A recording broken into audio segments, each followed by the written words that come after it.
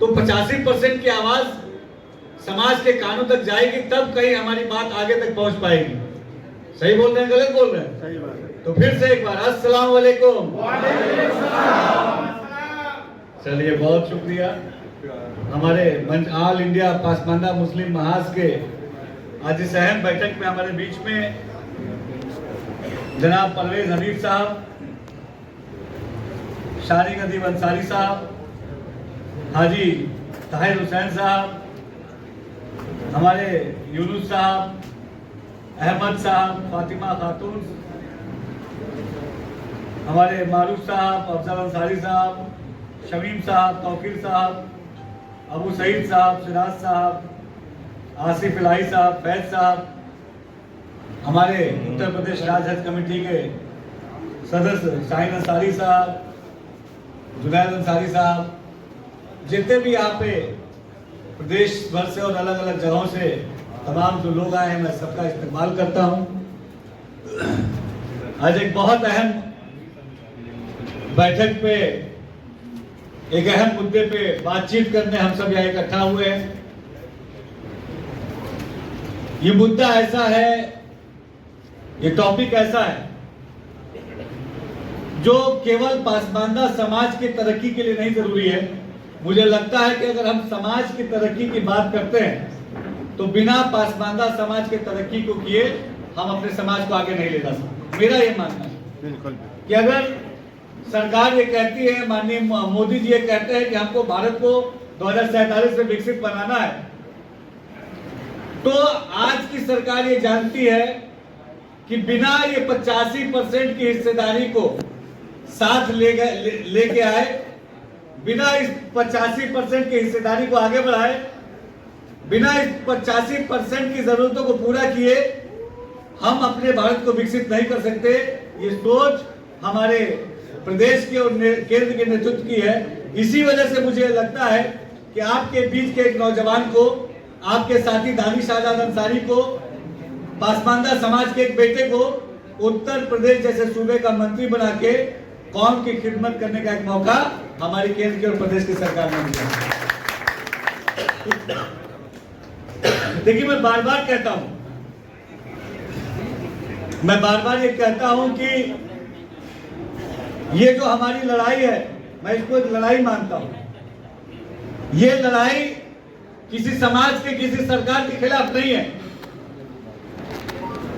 किसी मजहब, किसी मत के खिलाफ नहीं है, अगड़े और पिछड़े की लड़ाई नहीं है। ये लड़ाई है पासमानदा समाज को समाज के मुख्य धारा में लाने की लड़ाई। बेशक, बिल्कुल। 1947 में हम आजाद होते हैं और आज हम 2026 में बैठे हैं। एक लंबा जो है समय बीता है, बहुत लंबा समय बीता है।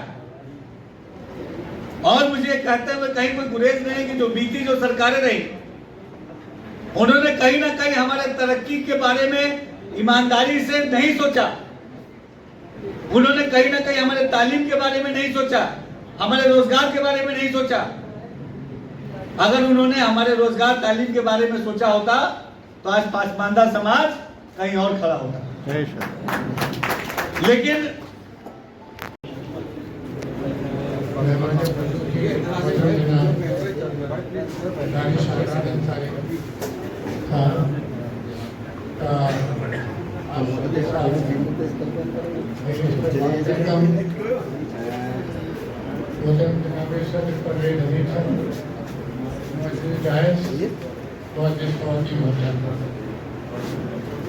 ये मेरे लिए बेहद इज्जत का मकाम है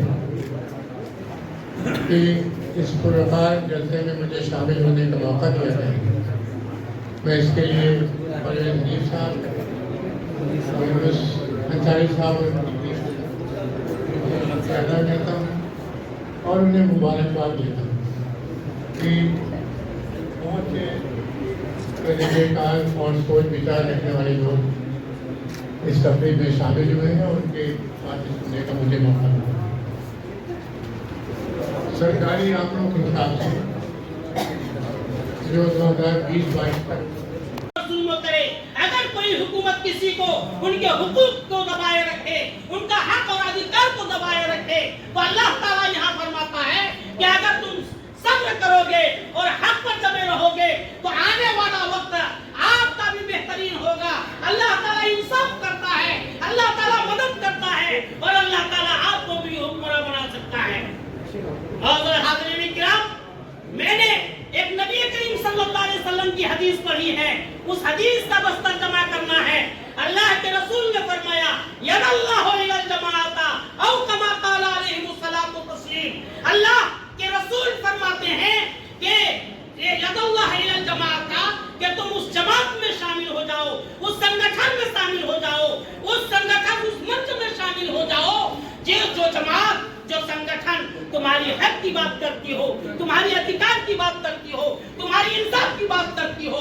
तो दोस्तों, बुजुर्गों, साथियों, ऑल इंडिया पसमानदा मुस्लिम महाज और ऑल इंडिया पसमानदा उलेमा बोर्ड ये एक ऐसी तंजीम है, ये एक ऐसी तंजीम है जो अधिकारों की बात करती है, जो पसमानदगी को दूर करने की बात करती है।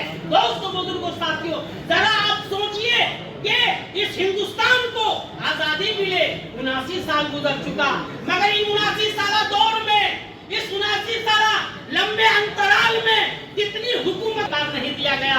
पसमानदा